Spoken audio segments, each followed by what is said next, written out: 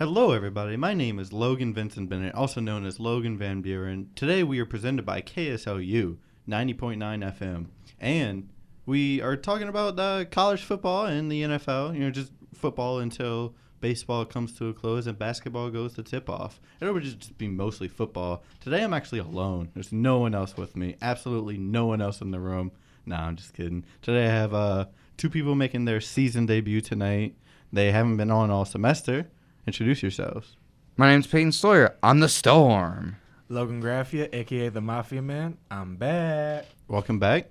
The both of you haven't been on yet. I know, man. It's crazy. Why did it take so long for you to get us on here, man? Well, I had other stuff I had to do. But of course, I wanted to be on, but No, you didn't. It'd be like that sometimes. It's Nah, college. you had Monday Night Football to watch. Hey, man. Week. Hey, I've been free all semester Monday nights, except for one Monday when I worked the Saints game. Who dat? It's okay. That is true. I skipped because I went to go watch Monday Night Football in the Union, Saints Texans. No, it's okay. It's okay. It was a good game. I'm happy you missed it. The podcast to be able to go do that. I hope you had fun watching the game. I did. I had fun almost having 3 heart attacks. How was y'all's day today? Actually, it went by kind of quick. It went by rather quick. Nothing out of the usual. It wasn't that bad of a Monday, to be honest with you. Same. I'm coming off Sunday night where I made pretty good money at work, and I thought I was going to be late for a homework assignment that I was going to have to do at the last second. Turns out I got it complete over the weekend. I'm good for a couple days. In case anyone doesn't know, our local Peyton Sawyer works at the Buffalo Wild Wings in Covington. So if you're ever dropping through Covington, Louisiana, go ahead and request Peyton Sawyer as your server. You're a server, right? Yes, sir, I am. And give him a big old tip. Thank you, Logan. Actually, I'm going to mention this real quick. I mentioned on Guys Being Dudes earlier, but there was a family I had last night. Not only did they tip me $27, but they called the manager just so they could say, hey, look, we love the server. He did a great job. Next time we come back, we're definitely going to get him. And that's a rare occurrence that you call a manager for a good thing. For sure. Yeah, so we're 2.5 minutes into the sports podcast. Let's talk sports, why don't we? Oh, we just got done talking about sports. A sports bar. Close enough. We're going to try something a little bit different today. Usually we just run through a few of the notable college football games, and we run through most of the NFL games. We're going to do things a little bit different today. Today I want to ask you two, Logan and Peyton, some early playoff predictions when it comes to college football. Obviously people are going to have Clemson and Alabama in. Who else? Who are the other two? Well, of course, you already named the first two, Clemson and Alabama, but my other two would be Oklahoma, and I hope I don't sound biased with my fourth one would be LSU. Well, it would either be LSU or Georgia. They say Georgia, but I think Oklahoma is going to come up because, Jalen Hurts has just been performing lights out since the season starts. He seems just like a totally different player. This is not the same Jalen Hurts that we all watched at Bama. He just seems like a different animal now. It's the system. Thank God for Lincoln Riley. See, I would love so bad for LSU to be that last spot, but because LSU and Alabama go head-to-head, I think that's going to be the main reason why if LSU only has one loss, and that one loss to Alabama, not a bad loss, but at the same time, it's going to be what keeps us out of the playoffs. So I could see that happening. I don't necessarily see another SEC team getting in as just Georgia and LSU is. And I'm going to say this right now because I know you guys might be thinking, is he going to put Notre Dame in there? I'm not. Sorry. We had a good run last year. That loss to Georgia, not a big deal for me. Good game. So, Logan, Graffia, I'm actually going to agree with you. I'm going to say Oklahoma. I think they're a really good team, especially with Jalen Hurts just balling out the way he is. The other one is kind of up in the air for me. I almost want to say Ohio State, but I'm not too sure yet. I want to see and wait until they play a little bit tougher opponent because the most adversity they've had so far is being down 5-0 against Miami, Ohio, and then just snapped them out of existence. Yeah. So I'd say that's not a bad guess. Like I said, it's too early playoff predictions. I just wanted to throw them out there. It'll be fun to, come back to. It's not like anyone's going to come back and be like, ha, I told you so. You made a guess after week 4. Who's going to do that? I'm sure there's someone out there who would. But those are losers. We can also get into the too early Heisman predictions that I want to do. Oof. That actually has some it has some weight behind it because votes are actually like coming, not like actual votes that count towards the Heisman, but predicted votes and first place votes. So far, like, it seems like the top 5 candidates, all quarterbacks: Tua, Jalen Hurts, Trevor Lawrence, Joe Burrow, and Justin Fields. What do y'all think about that top 5? Not in any order. Like, that's not in order. Well, of course, Tua's going to be in there regardless. Yeah. Because of who he is and who he plays for, and how he performs. Yeah, and how he performs. But then you have, like you mentioned, you have Trevor Lawrence, Justin Fields, Jalen Hurts, and Joe Burrow. Now, Jalen Hurts might give Oklahoma their 3rd Heisman Trophy winner in a row. That's a big possibility. It's a great possibility. He's leading the votes right now. He has the most amount of first place votes. It would be crazy. It would be kind of crazy and cool to see that. But then you have Joe Burrow, which I'm trying not to be as biased as possible because he plays for LSU, but he has been balling out. I mean, he bought out last year as much as he could because what he had to work with. Yeah. Now, if you look at LSU this season with what he's doing and with that offense, he already has the total number of touchdowns that he threw last season already, or actually one more. He threw for 16 last year. Now he has 17 this year. He's already shredded what he had. And it's only like week 4. And he's already like the best LSU quarterback in LSU's history because, I mean, he's already broken the passing he should record. be, like, by the time the season. Like, it'll be undisputed. So I don't think you're biased in saying that Burrow's going to be in it because, I mean, it's obvious he's in the conversation just by the way he's performing. And he just looks like no other LSU quarterback has looked because they're running like a Saints-type offense. They're literally running the Saints. From what my perspective and what Joe Brady seems to have the idea with is just the Saints offense without the fullback, but everything's in the shotgun. Yeah. We've seen that same goal line play that LSU did, like Burrow to Justin Jefferson. Mm-hmm. We've seen Drew Brees do that with Michael Thomas almost all the time on the goal line. And we've seen it yesterday with Teddy Bridgewater to Michael Thomas yesterday. Yeah. So they're literally taking the Saints offense and just running it out the gun. So since we're on the topic of LSU, and you were talking about Peyton's talking about the LSU-Alabama matchup, can LSU actually beat Alabama? Because every year, I'm an LSU fan. I just go into the year thinking, just mark Alabama off the calendar. Like, that's a L.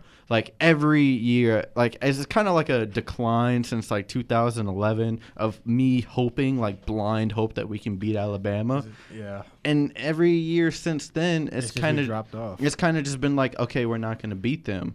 This year, it feels like maybe something can happen. What do y'all think? I think we have a chance. We have a chance, but... And every year, especially the last 2 years on the podcast, I've said, we can do it. We're definitely going to do it. And we don't. And it's almost embarrassing fashion. I think we've given ourselves this year a better chance to do so, especially with the way our offense has been running. Mm-hmm. My big concern, though, our defense has not looked great this year. It didn't look that great against Texas, and it certainly didn't look that great this past week against Vanderbilt, giving up what? I mean, I'm not including the 2 turnovers that got ran back for touchdowns. 24 points, though. Yeah, it was 20-plus. Against Vandy, maybe 30 points. Against Vanderbilt? Come on. Oh, look, I know Vanderbilt is like an okay team at times, but we shouldn't even be allowing that much to them. I understand what you're saying. If we can get our defense straight and our offense continues to run, we have a chance. But as of right now, I don't think we beat Bama this year. I hate saying it, but... Now, to going off of what you said, I think you're forgetting LSU has injuries on the defense. Yeah. Chason has not played in the last 2 games, and that's basically the quarterback of our defense. When he's out there, he's all over the field. And then you've seen Divinity Jr. go down in the Vanderbilt game, which was a big blow. Well, he's been going down a lot. Like, he goes down like every other game, basically. But when he's out there and he's healthy, he's very productive. Yeah. But then you look at our secondary, which is not very depleted, but it's very young at the same time. You have Fulton on one side. Then you have Derek Stingley Jr., who's a true freshman, who's literally not been performing like a true freshman at all. He's literally been performing like a senior. But talking about the LSU versus Bama thing, going into the year like you, I'm always saying maybe. Who? You gotta clarify who you're talking about. Oh no, when I'm talking about, I'm pointing at Logan Bennett, by the way, everybody. I'm sorry, but LSU versus Bama this year, I think we have a legit shot. Now, if we can get healthy on defense, I think we can hold Tua because, I mean, if you compare the two teams, it's almost kind of dead. Like, Joe Burrow and Tua have both been performing kind of the same. Like, they have the same numbers. Now, run game-wise, I don't think we have the better run game. Of course, Bama does. Now, not saying Clyde Edwards-Helaire isn't a good running back because he's been performing quite well. But Bama's always got the better run game. I give them that.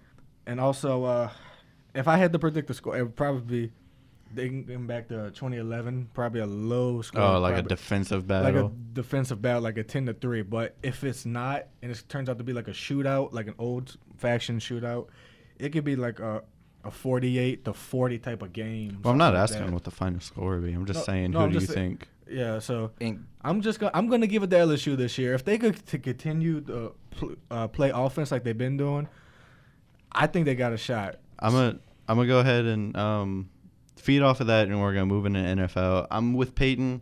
I think LSU has a shot. Ultimately, I think this is the best shot we've had in a long time. Agreed. But I don't think they're gonna do it because Saban always has something up his sleeve for when we meet. He is just uncanny at beating LSU. He is uncanny at snatching victory from the jaws of defeat. And that's how I think it'll go this year. I think it'll be a close game. I think it'll be much better than last year's game, which was a pretty disappointing game in general. Much. But let's go ahead and move on. Well, I know. Did you have something else to say about it, Peyton? Yeah, I was going to say, like, every year against Bama, we're known for our run game, right?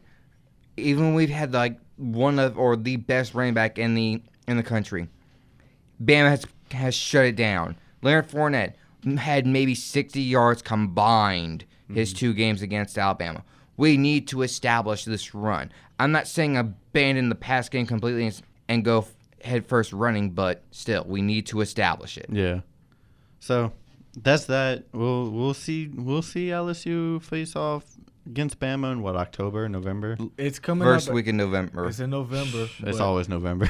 Always so is. We'll see how they do. Ahead. But for now, let's not talk about that. Let's talk about a very controversial figure in the NFL. I always say figure in the NFL. I don't think he's gonna play again. He said that he's not gonna play again. He's going back to school, and he might be going to jail. We're talking about Antonio Brown, former Steeler, former Raider, and now former Patriot. What we didn't get to cover since we didn't have a podcast last week, Brown played a game for the Patriots. He was a part of the Patriots. He had 4 catches and a touchdown. Patriots would have won without him. They won 43-0 against the hapless Dolphins. Poor but Dolphins. The question I have is, do y'all really think he's done? Because I do. I'm going to say this.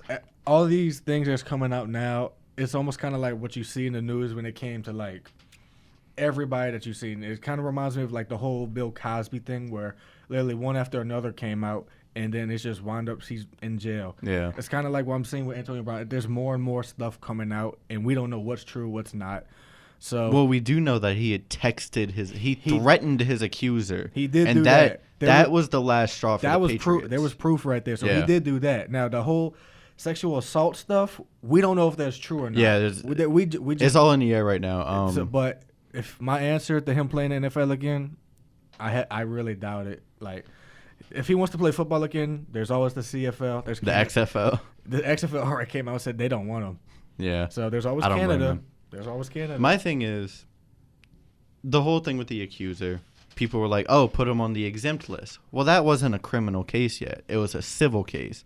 There's never been someone on the exempt list for the civil case. I was like, all right, don't put him on the exempt list. Don't suspend him yet. Once more stuff comes out, or once he inevitably does the stupid Antonio Brown thing, which he did, then hopefully the Patriots cut him, which they did.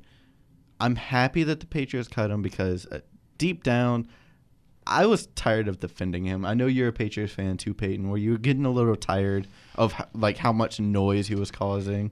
I was tired of it when he was in Oakland. I didn't like the signing at first, initially, because of all the off-the-field issues. Yeah. Oh, my God, this isn't my helmet. Oh, my God. I'm done playing football because of my helmet. Oh, my God. I knew he was going to bring a bunch of unwanted drama to New England. Don't get me wrong. I loved the way he looked against Miami. It gave me some hope that, okay, maybe he can actually not be so Antonio Brown. But then he Mr. did, Big man. Chest. Yeah, look. Mr. Big I'm Cut. I'm glad he's gone. I didn't like it initially, and I'm glad we got that drama away from us. And I'm not, like I said, with the helmet issue, he said I wasn't going to play football after this. He did again. He did. And honestly, I don't hold much weight to his words or anything he says anymore. I feel the same exact way as a Patriots fan. At first, as soon as he got released from the Raiders, y'all can attest to this. I was like, I do not want him. Hope the Patriots don't sign him. They signed him. I was like, well, everybody kind of seen it. Gotta coming, get, to be honest with you. yeah, gotta get used to it now. And the whole time I was thinking, as long as he can shut up, I can root for the player, I guess, as long as he doesn't do anything else stupid. And then the rape accusations came out. And then he texted he threatened his accuser. And I was like, nah, he got to go. It's crazy how at one point he was considered like one of the best receivers, or not, if not the best the receiver in the league. Because, I mean, they had him one over Julio and Michael Thomas and stuff like that. Now he's just basically out the league. Yeah. It's crazy how all that happened within a whole offseason span. Madden cuz. I don't think it's that. But okay, neither do I, but still. He was on the cover. Well, it's pretty much done with. We'll see what happens with this case, but this may be the last time, like that Patriots-Dolphins game, maybe the last time we ever saw Antonio Brown take a snap in the NFL, which is crazy. No one would have said that like 2 years ago. Moving on to another person who might be out of the NFL soon. Drew Brees has a pretty significant thumb injury, and people, like, the speculation was, okay, 6 weeks. Then the injury really came out, like, what it is. Y'all know what the injury is, right? Like, yeah, he has ligaments torn from the bone. Yeah, it tore from the bone. But they did come out and clarify it is going to be 6 weeks. They are literally saying it's 6 weeks. I don't think it's going to just be 6 weeks. That takes a lot longer to heal, and it's on his throwing hand. They don't need to rush him back. Now, I agree with that, but come to find out, the same surgeon that did surgery on Drew Brees is the same guy that did surgery on Mike Trout, who had the same identical injury. I don't know if anybody has heard that come out, but yeah. Drew talked to Mike Trout and asked him how long did it take and how long did the rehab take. He said 6 weeks because he said he rehabbed very hard to get back quick. So we all know how Drew is. He's a fighter. He's a dog. He wants to get out there. So I think 6 weeks, and hopefully by the time he gets back, we're just going to start going on a roll. My thing is, how old is Mike Trout?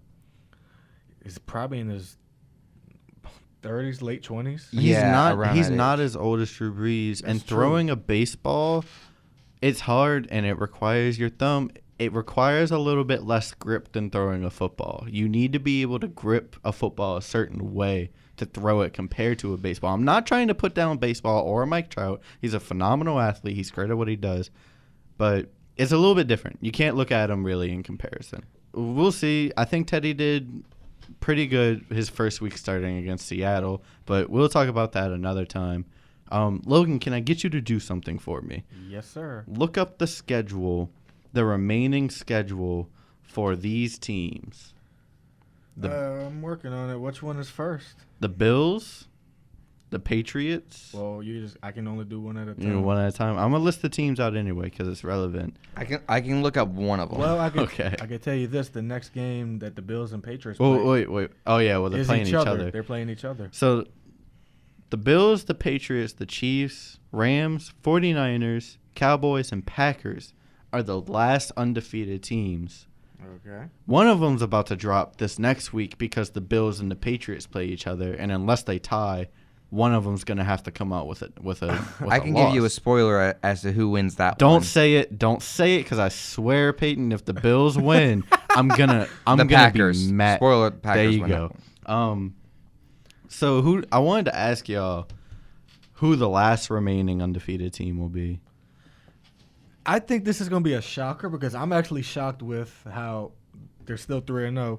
The San Francisco 49ers. I don't see that. I know it's a surprise to everybody. It's surprising to me, but they've played a lot of weak teams. They have, but defense has not been bad this year. Their defense has actually been up there.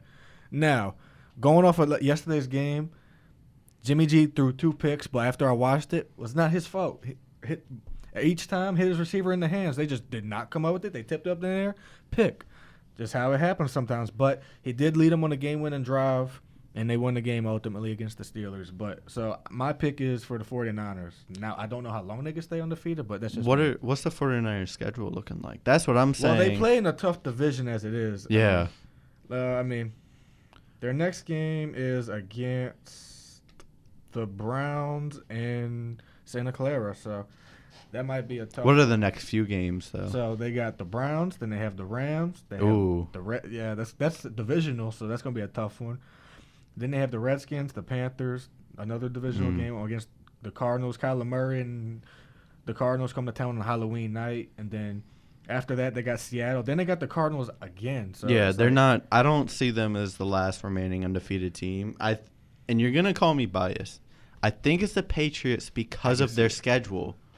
You have to look at how easy their schedule is about to be. Besides the Bills, they have an easy division too. Can we just say that? I mean, the Bills are undefeated. You can't say they have an easy. The Jets and Dolphins are not doing good. That's this what year. I was trying to get at. I'm not talking about the Bills. But besides the Bills, they go against the Redskins, the Giants. I think they go against the Jets again. And I think they go against the Dolphins again coming up. Peyton, can you confirm or deny? I'm sorry. I was about to take a look at the Rams schedule just to see who all they had up next after look at the Patriots. But yeah, coming up at Buffalo, at Washington, against New York, and again and staying in New York to face the Jets. No, going to New York to face the Jets. We're home against the Giants. Then Cleveland, Baltimore before our bye week. And see, besides the Bills, you have to wait until they hit the Ravens. Exactly. To get a team with a winning record. And that's going to be on Sunday Night Football. Yeah. So that's going to be a primetime game. And, I mean, John Harbaugh always plays the Patriots close. So I really do think it'll be either the Patriots or the Chiefs. I don't know what the Chiefs' schedule is looking like. This is another sleeper for me, the Packers, because, I mean, Matt LaFleur and Aaron Rodgers just seem like a marriage match made in heaven, kind of like how Goff and McVay are. I mean, but it is also Aaron Rodgers, so. True. I got the Chiefs' schedule right here. What's it looking like? The next game is in Detroit for the Lions. Then they got Indianapolis and Houston both at home. Houston's going to be definitely a tough one. Indianapolis, we'll see how that goes. I think Colts are going to be a little tough, too. Yeah. The Colts are actually looking pretty good this year. And that's another thing. The Lions are looking okay, too. The Lions are technically undefeated. Technically. They don't have a loss. They have a tie. To be honest with you, I know this is probably way past due, but I've been meaning to say this.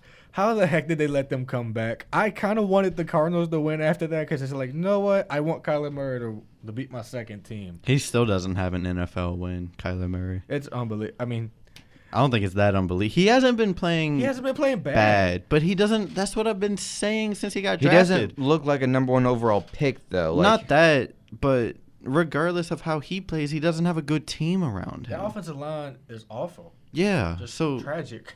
They probably. I'm not gonna get into that. We can get off of this. I just wanted to throw some. I have the Rams up right here, and we'll say the Rams schedule in 2 weeks, huh? We'll say the Rams schedule and then we'll move on. All right, Tampa. They're at home for Tampa. They're going into Seattle to face the Seahawks. They lost to the Seahawks last year. No, that wasn't them. That was. Oh, no, they did. They didn't lose to Seattle last year. Okay, never mind then. I'm thinking of the Chiefs. But I mean their schedule's kind of easy. San Francisco, Atlanta, Cincinnati before the bye week. That's not even though 2 of those teams are or San Francisco's unbeaten, that's meh. We'll see. We can come back to this too. This is going to be a fun podcast to come back to listen to. Right. After 3 weeks, there's a new rule, that you can challenge the pass interference. A lot of people speculated, this is going to slow the game down so much. Game-changing plays are going to be called differently. But what we've seen is that the refs are really reluctant to turn anything over. And the thing that comes into play is what's pass interference, what's holding, what's illegal contact. And we can define all of those things and you can see them as they happen. But you see them and you go, that's not pass interference, that's holding because the ball hasn't left the quarterback's hand. So now the conversation is, do you make holding reviewable? Do you make illegal contact reviewable? I think the refs have actually low-key improved in their pass interference calls in spite of this rule. Like, they don't want to go back on anything. I think they've only overturned like 1 or 2 calls all year so far. Now, I kind of just wish they had this last year, but that's over and done with. Anyway, lately the referees, honestly, this past game, I can tell you for the Saints, was not a bad game at all. They called it perfectly. That's like the best call game I think the Saints have had in a long time. Exactly. Now, the game before that, I mean, you got against the Rams, you got to admit, that was abysmal. I mean, how can you call a play dead when you don't know if it's a fumble or not? Well, we're not just talking about the Saints. Well, no, I'm just saying in general. It's just examples that I see because that's the games I get to watch that on my TV. So sometimes referees have to do a better job. Some things should be reviewable, but stuff like calling a play dead before you can review it. I mean, come on. They took away a touchdown for what they called an incomplete pass, which was actually a fumble in the end. Yeah. So stuff like that should be reviewable. Now, holding, on the other hand, define holding. Like the lineman could be holding, the defender could be holding. It's just like, I say just keep pass interference as reviewable because, I mean, holding within 5 yards, yeah, that's holding. That's not necessarily pass interference. Well, within 5 yards is legal. You could do anything within 5 yards. So, well, you can do anything within a yard, and then you can hold, or you can have a little bit of contact within 5 yards, and then after that, it's right. So if you're grabbing jersey, let go. Yeah, that's the thing is that like they look for the grab of the jersey or like just like they hooking them up by the hook or everything. like under the arm. Right. So I really don't think this rule has impacted the league at all. Like really, it's such a non-problem, and people thought it was going to be such a big game-stopping thing. And if we were to make if the NFL was to make illegal contact and holding reviewable, that would really slow the game down. The last thing I want to mention, and we can wrap up and get out of here. I also want to say, Logan, to your point about it not affecting the league much, we're also still very early in the season, though. Yeah. That's true. This could easily change, like, week 10, week 12. Yeah. Like, you're right. And it could decide a game further down the line. Oh, there's no doubt, at least at some point this season, and I'm willing to bet over the next few weeks, it will decide or at least come, like, with it close to deciding how a game could turn out. Because if pass interference gets reviewed on a play, that's the difference between a team getting a first down on third or fourth down and them having to maybe punt the ball away for the last time. Yeah. Now, I think you're going to see pass interference being challenged a lot when it comes time for playoffs. Regular season, yeah, they just do it just to test the waters. But playoff time, they're really going to test it. Could be. But the rest are still going to be reluctant to overturn whatever they called. It's going to take a lot. And that's the thing is that, like, it's going to take so much to overturn it. It almost has to be a thing like the Rams-Saints NFC Championship call. Now, the last topic, we're not going to, like, get too into this. I just wanted to throw it out there. We're doing Team of the Podcast again. It's a little early. Like, it's a little too early to pick one, but we're going to starting next week, we're going to start considering. Because next week, what I like to call the preseason of the regular season, like the first 4 weeks where teams are still figuring themselves out, that ends. So we can start getting an idea of what these teams are actually going to be.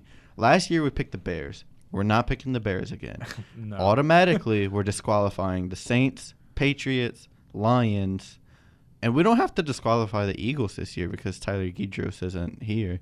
So we can potentially pick the Eagles. I don't think I want to do that because they're 1-2. Who knows? Maybe they prove me wrong. Maybe they make the playoffs again. We'll see. That's why we're not picking yet. So keep a few teams in mind.